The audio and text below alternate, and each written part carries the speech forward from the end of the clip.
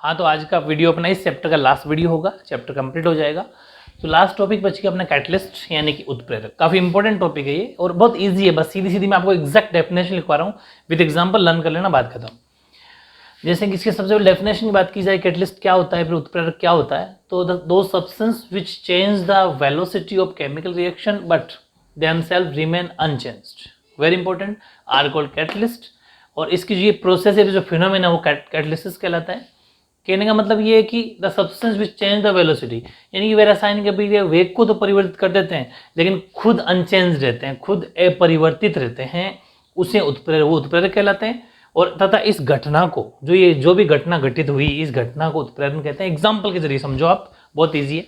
कि जैसे vegetable oil होता है, वनस्पति तेल होता है, उसमें उसके हाइड्रोजन के साथ रिएक्शन करवाई जाएगी निकेल की, एन आई का मतलब निकेल है यहाँ पर, निकेल की प्रेजेंट में, उपस्थिति में, तो वो वेजिटेबल घी बन जाता है। तो यहाँ पर जो निकेल है, एन आई, ये क्या है, निकेल है। तो ये जो निकेल है वो क्या करता है कि इसकी स्पीड को बढ़ा देता है। कहने का मतलब यहाँ पर निकेल एक उत्प्रेरक है, यहाँ पर निकेल क्या है, कैटलिस्ट है। समझ पा रहे हो?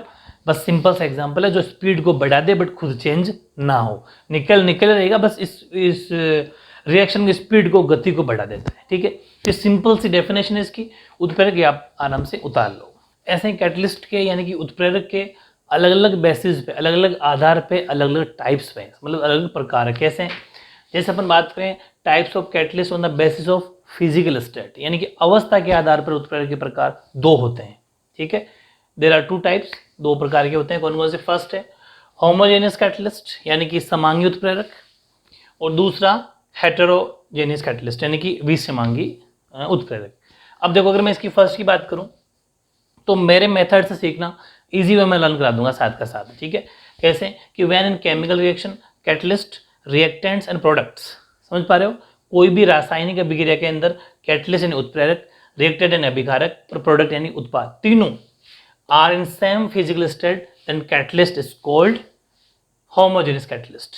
मेरी बात समझना कि तीनों कौन कौन से? कैटलिस्ट यानी उत्प्रेरक, रिएक्टेंट्स यानी अभिकारक, प्रोडक्ट्स यानी उत्पाद, तीनों एक ही, तीनों की जो अवस्था होती है, तीनों समान भौतिक अवस्था में होते हैं, तीनों इक्वल फिजिकल स्टेट के अंदर होते हैं, तब हम कहेंगे वो समांगी है। समांगी मतलब तीनों सेम होना।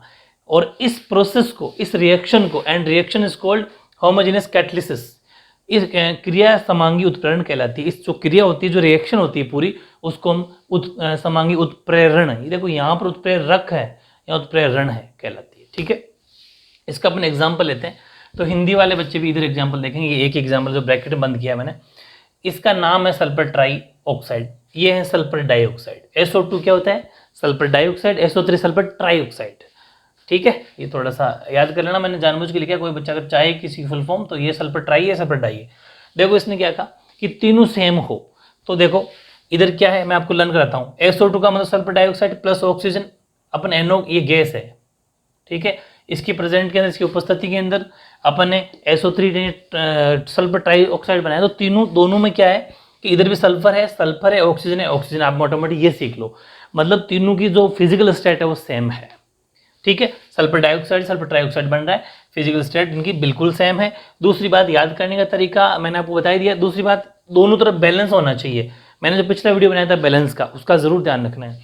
कैसे? कि यहाँ पर सल्फर 2 है, ऑक्सीजन 3 और 2 6 है। तो देख लो पहले, सल्फर 2 है और फिर ये 2 से मल्टीप्लाई हुआ तो ऑक्सीजन यहाँ हो गए 4, भाई O2 × 2 O4 और 2 O6। ठीक है, तो ऑक्सीजन के 6 और सल्फर के 2, जरूर ध्यान रखना। ठीक है, हालांकि मैंने पिछले वीडियो बता दिया, दुनिया का सबसे इजी मेथड है उसके अंदर। ठीक है, वो देख लेना। कौन सा? बैलेंस वाला इक्वेशन को बैलेंस करना, रिएक्शंस को। सेकंड है हेटेरोजेनियस कैटलिस्ट यानी कि विषमांगी उत्प्रेरक। इसमें क्या है, सेम, इसका डिफरेंट है कि when in chemical reaction physical state of reactants catalyst are different, catalyst is called heterogeneous. और इस रिएक्शन को हम क्या कहेंगे? Heterogeneous catalysis. ये स्पेलिंग ठीक करना। ठीक है, यही सेम वर्ड आएगा यहाँ पर भी। यानी कि यहाँ भी ध्यान रखो कि जब रासायनिक अभिक्रियाओं में अभिकारक एवं उत्प्रेरक की भौतिक अवस्था भिन्न भिन्न होती है, यहाँ पर तो क्या था, सेम होती है, इसमें भिन्न भिन्न होती है, तो वो विषमांगी उत्प्रेरक कहलाता है और इस क्रिया को विषमांगी उत्प्रेरण कहते हैं। एग्जाम्पल लेते हैं अपन, तो बड़ा सिंपल। कैसे? देखो, अब अभी हमने क्या कहा, ये तो सेम टू सेम है ना, और ये डिफरेंट बन रहा है। कैसे? नाइट्रोजन और हाइड्रोजन मिलकर अमोनिया बना रही है। मेरी बात समझ रहे हो? तो है ना डिफरेंट, इधर डिफरेंट, इधर डिफरेंट। ठीक है, तो ये सिंपल सिंपल से एग्जाम्पल है, 7 एग्जाम्पल मेरी टेक्निक से याद करोगे। ये नाइट्रोजन हाइड्रोजन है, मिलके क्या बना लिया अमोनिया, तो डिफरेंट बन गया, इधर भी डिफरेंट था इधर भी डिफरेंट था, तीनों मतलब डिफरेंट है। तो इस तरीके से इसके फिजिकल स्टेट के टाइप हमने पढ़ लिए। अब नेक्स्ट कौन सी टाइप से वो अभी पढ़ लेते हैं, ठीक है। तो अगला जो टाइप या बेस है या आधार है वो आपका है types of catalyst on the basis of action. Action का मतलब क्रिया के आधार पर उत्प्रेरक प्रकार कितने होते हैं, तो क्रिया के आधार पर उत्प्रेरकों के प्रकार 4 होते हैं, ठीक है। 3 मैंने लिख दिए हैं, चौथा भी इसमें आया नहीं, तो चौथा मैं रफ करके मैं आपको वो भी लिखवा दूंगा। पहले अपन इन 3 को समझते हैं। फर्स्ट है पॉजिटिव कैटलिस्ट। देखो बहुत इजी है, मेरी टेक्निक से समझो इसको। पॉजिटिव का मतलब प्लस, किसी चीज में ऐड हो जाना, मतलब उसको और, जैसे कोई चीज चल रही है उसमें और कोई पीछे से धक्का मार दे तो मतलब उसकी स्पीड को और बढ़ा देता है प्लस में। मतलब पॉजिटिव का मतलब रासायनिक अभिक्रिया के वेग को बढ़ाने वाले उत्प्रेरक, यानी कि catalyst which increases the rate of chemical reaction are called positive. यहां पर रेट का मतलब वेलोसिटी है, ठीक है। पॉजिटिव कैटलिस्ट समझ पा रहे हो। एग्जाम्पल हमने लिया, तो ये एग्जाम्पल वही लिया जो अपने पिछली बार भी यूज किया था। Sulphur dioxide plus oxygen, NO gas की प्रेजेंट में उपस्थिति में सल्फर ट्राइऑक्साइड बन जाता है, ठीक है। यानी कि इसने क्या करा, इसकी स्पीड को और बढ़ा दिया इसके साथ में ऐड होके। तो ध्यान रखना ये चीज है। कैसे कि यहाँ पर एनओ किसका काम करे, स्पीड का काम करे, इसकी स्पीड को और ज्यादा बढ़ा रहा है, मतलब ऐड हो रहा है, ठीक है। वैसे ये नेगेटिव, नेगेटिव का मतलब भी कम करना होता है, तो यानी कि ऋणात्मक। तो रासायनिक अभिक्रिया के वेग को कम करने वाले उत्प्रेरक को ऋणात्मक उत्प्रेरक कहते हैं। Catalyst which decreases the rate यानी velocity of chemical reactions are called negative catalyst. Example अपने लिया 2H2O2, ठीक है, ये हिंदी वाले भी लिख लेना चाहिए, ग्लिसरॉल, ठीक है। तो after reaction 2H2O plus O2, यानी कि ऐसा मानो, देखो मैं इसको थोड़ा नॉर्मल लोकल लैंग्वेज में सिखाता हूँ। ऐसा मानो कि ये इकट्ठा जुड़ा हुआ था, तो जैसे ही ग्लिसरॉल की स्पीड कम हुई, टूट गया, पानी प्लस H2O प्लस O2, समझ पा रहे हो, ये मान लेना, मतलब उसकी स्पीड को क्या कर दिया इसने, कम कर दिया, ये बात। एक होता है, थर्ड होता है ओटो। ओटो का मतलब स्वतः, खुद ही, नाम में इसका सोल्यूशन है। तो ये तो दोनों वैसे भी बहुत इजी थे, इनका भी नाम में आंसर है, इसका भी इसके नाम में आंसर है ऑटो का। ऑटो का मतलब खुद अपने आप करे। When the product formed in a chemical reaction itself act as catalyst, यानी कि जब वो रिएक्शन के अंदर या अभिक्रिया के अंदर, जब किसी रासायनिक अभिक्रिया में बना उत्पाद स्वयं ही उत्प्रेरक का काम करे। उत्प्रेरक का मतलब, कैटलिस्ट का मतलब जो रिएक्शन के अंदर उसकी स्पीड को बढ़ा दे। इट मीन्स, यहाँ मैंने लिखा है it means increases the velocity of reaction, यानी कि खुद जब उसका काम करेगा, किसका, कैटलिस्ट का, इसका मतलब क्या हुआ कि increases the velocity of reaction, ठीक है, अर्थात अभिक्रिया के वेग को बढ़ा देता है, और वह उत्पाद स्वतः उत्प्रेरक कहलाता है, ठीक है। Then the product is called auto catalyst. और इसका एग्जाम्पल हिंदी और इंग्लिश दोनों यहाँ पर लिखा हुआ है मैंने, ठीक है। थोड़ा सा मुश्किल नहीं, अलग से ही पूछा जा सकता है, इसलिए मैंने ये वाला एग्जाम्पल ही यूज किया आपके लिए। देखो C2H5OH एथेनॉल बोल दो चाहे एल्कोहल बोल दो, देखो मैं इसकी फुल फॉर्म ये है CH3COO C2H5, इसका नाम है, मैं यहाँ लिख रहा हूँ, ठीक है, वहाँ स्पेस कम होगा, यहाँ लिख रहा हूँ इसका नाम, इसका CH3COO C2H5, इसका नाम होता है इथाइल एसीटेट, ठीक है, यानी कि इथाइल एसीटेट इसका नाम होता है।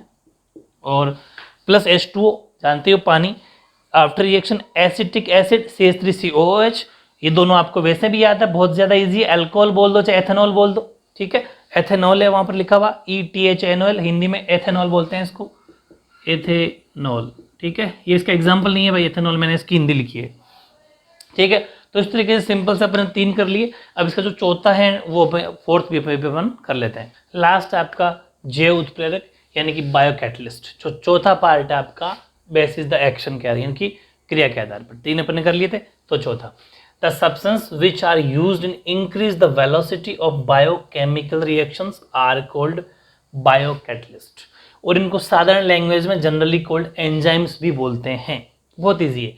जैव रासायनिक अभिक्रिया की गति को बढ़ाने में जो पदार्थ काम में लिए जाते हैं उन्हें जैव उत्प्रेरक कहते हैं। इन्हें साधारणतया एंजाइम भी कहते हैं। एग्जाम्पल देख लो, देखो मैंने जानबूझ के यही रिएक्शन ली है, माल्टोज वाली नहीं ली, ये इसलिए मुश्किल आपको थोड़ी बहुत लगेगी, लेकिन एक इंपॉर्टेंट बात है इसके अंदर कि ये जो फॉर्मूला होता है NH2CONH2, याद करने का तरीका देखो, NH2CONH2 ये यूरिया का फॉर्मूला है, यूरिया का सूत्र है। एग्जाम में अलग से 1 मार्क्स में पूछा भी गया, पूछा भी जाता है, खूब एग्जाम से पूछा जाता है, इवन कॉम्पिटेटिव एग्जाम में भी पूछा जाता है। तो ये इसलिए अलग से, साथ में आपको लर्न भी हो जाएगा, ठीक है। तो यूरिया का formula NH2CO NH2, NH2CO NH2, 2-4 बार प्रैक्टिस करना। एक मैंने आपको कहा भी था, एक पेज बना लिया करो जिसमें खास खास चीज़ें उस अलग से पेज में लिख लिया करो, उसको अपनी दीवार पे जहाँ स्टडी रूम होता है आपका वहाँ पर चिपका लिया करो, बहुत बेनिफिट रहता है। प्लस H2 पानी, ठीक है, उसकी जब रिएक्शन करवाई जाती है तो 2NH3 प्लस कार्बन डाइऑक्साइड यानी ammonia plus carbon dioxide gas बनती है। ऐसे ही है, ये सेम इंग्लिश हिंदी लिख रखी यूरिया, ठीक है। तो काफ़ी सिंपल सा ही आपकी क्रिया के आधार पर उत्प्रेरक के प्रकार थे 4, यानी कि बेसिस ऑफ एक्शन, ठीक है, टाइप ऑफ कैटलिस्ट खत्म होते हैं। इसके बाद में अब कुछ ऐसे भी होते हैं जो कैटलिस्ट की स्पीड को कम करते हैं, उत्प्रेरक को गति को कम करते हैं। बहुत सारे ऐसे एक दो हैं जो एक तरीके से कहते हैं कि विष का काम करते हैं। वो भी अपन 2 टाइप और एक्स्ट्रा हैं, वो मैं आपको लिखवा देता हूँ। अब ये 1-2 डेफिनेशंस आपकी हो रही, जो वर्डिंग एक तरीके से ऐसा मान लो, ये कोई टाइप नहीं है, ठीक है, कोई किसी बेसिस पे नहीं है। ये है कि in the chemical reaction some substance are also used which affect the activity of catalyst. समझ पा रहे हो? यानी कि रासायनिक अभिक्रिया में उत्प्रेरक की क्रियाशीलता को प्रभावित करने वाले कुछ और भी पदार्थ होते हैं, कुछ और भी एलिमेंट्स होते हैं जिनका अपन प्रयोग करते हैं, जिनका कुछ अलग अलग नाम है। एग्जाम के अंदर ये भी पूछे गए हैं, ठीक है। फर्स्ट है कैटलिस्ट प्रोमोटर। प्रोमोटर का मतलब प्रमोट करता है, मतलब बढ़ाता है। हिंदी में बोलते हैं इसको उत्प्रेरक वर्धक, यानी कि जो उत्प्रेरक को प्रमोट करता है, उत्प्रेरक को बढ़ाता है, उत्प्रेरक को पावर देता है, ठीक है। दो substances which when added with catalyst in the reaction mixer increases the activity of catalyst, समझ पा रहे हो, are called catalyst promoters। यानी जैसे वेजिटेबल ऑयल है और ये हाइड्रोजन, दोनों का मिश्रण है, इसने क्या किया, मिक्सर, ये जरूर याद रखना मिक्सर है, इसमें निकेल के साथ रिएक्शन करवाई तो इसकी स्पीड बढ़ गई, और वेजिटेबल घी जिसे अपन डालडा बोलते हैं शॉर्ट में लोकल लैंग्वेज में, वो यही होता है, वेजिटेबल घी बन गया। यही कहने का मतलब है कि वे पदार्थ जिन्हें अभिक्रिया मिश्रण में उत्प्रेरक के साथ मिलाने पर उत्प्रेरक की क्रियाशीलता में वृद्धि हो जाती है, ठीक है, उत्प्रेरक वर्धक कहलाते हैं। एग्जाम्पल वनस्पति घी प्लस हाइड्रोजन का मिश्रण था, मिक्सर था, उसको निकेल की सहायता से हम रिएक्शन जब अभिक्रिया कराई तो वनस्पति घी बन गया, मतलब उसमें एनर्जी की तरह काम किया कि नहीं किया, उसे हम बोलते हैं कैटलिस्ट प्रमोटर, प्रमोट करने वाला। एक होता है कैटलिस्ट इनहिबिटर, यानी कि उत्प्रेरक विष, एक तरीके से ये विष का मतलब जहर की तरह काम करने वाला, इसको कम कर देता है, वो तो बढ़ा देता है, कम कर देता है, यानी कि इसका नाम भी ये इनहिबिटर का ध्यान रखना। दो substances which when mixed in reaction mixer, same वही, डिक्रीजेस, द इंक्रीजेस था वहाँ डिक्रीजेस हो जाएगा, decreases the activity of catalyst are called catalyst inhibitor. यानी कि जैसे अपन ने कहा कि N2+3H2 Fe के साथ में किया तो अमोनिया बन गया, ठीक है। ये एग्जांपल डाल देना है कि वे पदार्थ जिन्हें अभिक्रिया मिश्रण में मिलाने पर उत्प्रेरक की क्रियाशीलता को कम कर देते। अब लास्ट आपकी हेडिंग है, लास्ट टॉपिक जो रहा है इस चैप्टर का, वो रहा है प्रॉपर्टीज ऑफ कैटलिस्ट, यानी उत्प्रेरक के गुण, मतलब उत्प्रेरक की क्या खास बातें होती है, और ये इंपॉर्टेंट है, काफी एग्जाम अलग से पूछा जा सकता है। इसमें अपन कुछ बात करें, देखो कुछ तो बातें आपको वैसे ही लर्न हो गई होगी, क्या, जैसे नंबर 4, उत्प्रेरक अभिक्रिया को प्रारंभ नहीं करता, केवल उसके वेग को बढ़ाता है। सही बात है ना, यानी catalyst do not initiate any reaction, it only increases the velocity. समझ पा रहे हो, वेरी इंपॉर्टेंट बात एक तो ये। दूसरी, सेकंड भी ठीक है कि अभिक्रिया मिश्रण में उत्प्रेरक की सूक्ष्म मात्रा में ही उपस्थिति की पर्याप्त होती है। समझ पा रहे हो, यानी कि presence of catalyst in small amount in reaction mixer in sufficient. समझ पा रहे हो, छोटा जैसे अपन रिएक्शन करवाते हैं उसके साथ में निकल का छोटा छोटा इसका कोई रोल होता है, ज़्यादा इंपॉर्टेंट ज़्यादा रोल नहीं होता, सिर्फ स्पीड के लिए काम आता है। ऐसे ही फर्स्ट है आपका कि उत्प्रेरक केवल रासायनिक अभिक्रिया के वेग में परिवर्तन के लिए उत्तरदायी होते हैं, उनके स्वयं के रासायनिक संगठन एवं मात्रा में कोई परिवर्तन नहीं होता। ये अपने स्टार्टिंग में इसकी डेफिनेशन है कि कैटलिस्ट खुद चेंज नहीं होता, क्योंकि खुद एक डेफिनेशन है, वो सिर्फ स्पीड बढ़ाता है। यानी catalyst are only responsible for the change in velocity of chemical reaction,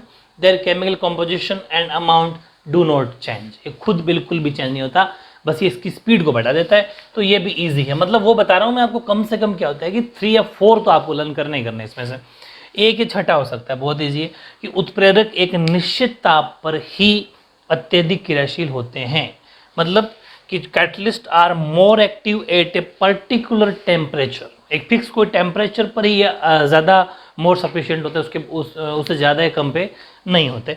कितना होता है इस लेवल पर अभी आपको नहीं जाना, 11-12 का पार्ट है, वहाँ पढ़ लेंगे। सिर्फ अभी सीधा सीधा लर्न करो, बात खत्म, ठीक है। ऐसे ही थर्ड पॉइंट है प्रत्येक अभिक्रिया के लिए एक विशिष्ट उत्प्रेरक होता है, अर्थात एक ही उत्प्रेरक सभी अभिक्रियाओं को उत्प्रेरित नहीं कर सकता।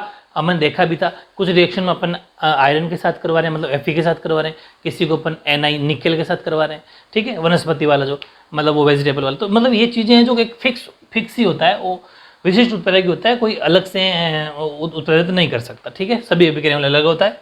जैसे ये था, for each reaction there is specific catalyst, it means single catalyst can not catalyst all the reactions, यानी कि अकेला किसी को चेंज नहीं कर सकता, सबके लिए अलग अलग होते हैं। ऐसे अपन बात करते हैं पांचवें की, उत्क्रमणीय अभिक्रियाओं में उत्प्रेरक अग्र यानी कि आगे, पश्च यानी पीछे, दोनों अभिक्रियाओं के वेग को समान रूप से प्रभावित करता है, ठीक है। इन reversible reactions catalyst affect rate of both forward and backward reaction in same way, ये इसके बाद में यहाँ तक है, ठीक है। तो इस तरीके से मैंने पूरे 6 पॉइंट आपके लिखे हैं कैटलिस्ट के, वो आप कर लेना। अब इस कैटलिस्ट से रिलेटेड जितने भी क्वेश्चन है पीछे वाले वो आप अपने आप करो। क्या क्या क्वेश्चन है कि कैटलिस्ट कितने प्रकार के होते हैं, कैटलिस्ट की डेफिनेशन बताओ, मतलब उत्प्रेरक कितने प्रकार के होते हैं, टाइप्स, उत्प्रेरक की परिभाषा दीजिए, उत्प्रेरक के प्रॉपर्टीज गुण लिखिए, स्वतः उत्प्रेरक यानी जो ऑटो वगैरह जो अपने पढ़े उन्हीं से घूम फिर क्वेश्चन आ रहे हैं, वो आप सारे क्वेश्चन कर लेना, ठीक है, जितने भी पीछे वाले क्वेश्चन है। तो इस तरीके से ओवरऑल ये अपना चैप्टर आज फिनिश हो जाता है, कंप्लीट हो जाता है, ठीक है। आप अच्छे से पढ़ेंगे, नोट्स बना रहे होंगे, उन सारे नोट्स को रिवाइज करते रहना। 6वां और 8वां दोनों चैप्टर अपने कंप्लीट हो गए, ठीक है, ओके।